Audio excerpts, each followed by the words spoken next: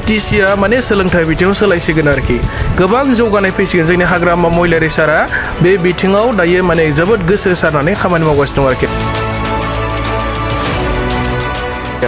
जेनाखि रांखान्थि अनसुंथाइ होनाय बे हाबाफारिया सोलिलांबाय थागोन जोङो हानायसिम बेखौ होलांबाय थागोन होननानै हाग्रामा महिलारि सारा बुंदों आरो प्रायरिटि बेसिसाव खिन्थु साख्रि मावनाय न'खरफ्राबो होदों एप्लिकेसनखौ जोङो बिथांमोनखौ प्रायरिटि होनाय जानाय नङा जायफोरा माने खेथि मावनानै जायो हाजिरा मावनानै जायो न'खराव रांखान्थि हालोदा जोबोद गाज्रि मेक्सिमाम BPL श्रेणिनि मानसिफोरनो बे रांखान्थि अनसुंथाइखौ जोङो प्रायरिटि बेसिसाव होलांगासिनो दं आरोखि क'क्राझार सहरनि थानापारा निमिषा दे मुंनि सासे फरायसुलिया BTech इन्जिनियारिं खालामगासिनो दङ डिब्रुगड़ इउनिभारसिटियाव आरो रांखान्थि बाबै बिथांनि न'खरा जोबोद दुरबल बिफाया चिफ सारनो मोनसे एप्लिकेसन होदोंमोन निमिषा देनो रांखान्थिनि मदद नांगौ होननानै आरो हाग्रामा सारा दिनैहाय जोंनि इउथ BPFनि गासै टीम लोगोसे BSUनि दैदेनगिरि जोङो ज' फैनानै क'क्राझार सहरनि थानापारायाव जोङो निमिषा देनि न'खराव फैनानै 2 लाख थाखा जोङो निमिषा देनि फरायनाया जाहाथे मदद जायो बेनि थाखाय जों होफैदों आरो निमिषा देया दासान्दि डिब्रुगड़ इउनिभारसिटिनि आन्दाराव BTech खालामगासिनो दङ आरो निमिषा देनि बिफाया माने पेइन्टिं खालामो आरो साइनबर्ड बायदिसिना लिरो थोजासे माने रां गैयिनि थाखाय फरायनायाव जोबोद उसुबिदा जादों होननानै बिथांनि न'खरा फोरमायदोंमोन दा बेखौ मिन्थिनानै हाग्रामा महिलारि सारा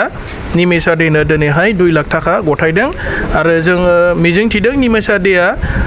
माने गावनि फरायनायनि कर्सखौ कमप्लिट खालामनानै फैनो हागोन साक्सेसफुल जागोन आरो बिथाङा सासे जोबोद टेलेन्ट फरायनायाव जों बेखौ मिन्थिदों न'खरनिफ्राय आरो भबिष्यतआव सासे मोजां मानसि हिसाबै बिथाङा जोंनि समाजनि आरो बे ओनसोलनि जौगानायनि थाखाय खामानि मावनो हागोन आं बेखौ मिजिंथिदों आरोखि ससियेल मिडियानि गेजेरजों बेबायदि गोबां फरायनाय फरायसाफोराबो बेबायदि रांखान्थि अनसुंथाइ मोननो हास्थायनाय दासान्दि जोङो होगासिनो दङ आरो प्रायरिटि बेसिसाव जोङो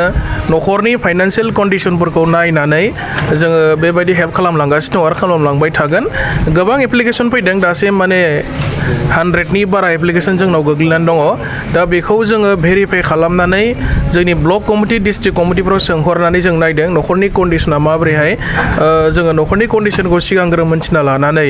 जोङो प्रायरिटि बेसिसाव माने फाइनान्सियेल एसिस्टेन्ट जोंनि फरायसाफोरनो जों होगासिनो दङ आरोखि दा हाग्रामा महिलारि सारनि अननायावनो जोंनि BTC ओनसोलनिफ्राय दायो माने गोबां हाजार डक्टर इन्जिनियार IIT खालामनाय माने गोजौ थाखोनि डिग्रि लानाय स्टुडेन्टफोर जों दायो मोननो थांगासिनो दङ BTCआ माने सोलोंथाइ बिथिङाव सोलायसिगोन आरोखि गोबां जौगानाय फैसिगोन जोंनि हाग्रामा महिलारि सारा बे बिथिङाव दायो माने जोबोद गोसो होसारनानै खामानि मावगासिनो दं आरोखि जेनाखि रांखान्थि अनसुंथाइ होनाय बे हाबाफारिया सोलिलांबाय थागोन जोङो हानायसिम बेखौ होलांबाय थागोन होननानै हाग्रामा महिलारि सारा बुंदों आरो प्रायरिटि बेसिसाव खिन्थु साख्रि मावनाय न'खरफ्राबो होदों एप्लिकेसनखौ जोङो बिथांमोनखौ प्रायरिटि होनाय जानाय नङा जायफोरा माने खेथि मावनानै जायो हाजिरा मावनानै जायो न'खराव रांखान्थि हालोदा जोबोद गाज्रि मेक्सिमाम BPL श्रेणिनि मानसिफोरनो बे रांखान्थि अनसुंथाइखौ जोङो प्रायरिटि बेसिसाव होलांगासिनो दं आरोखि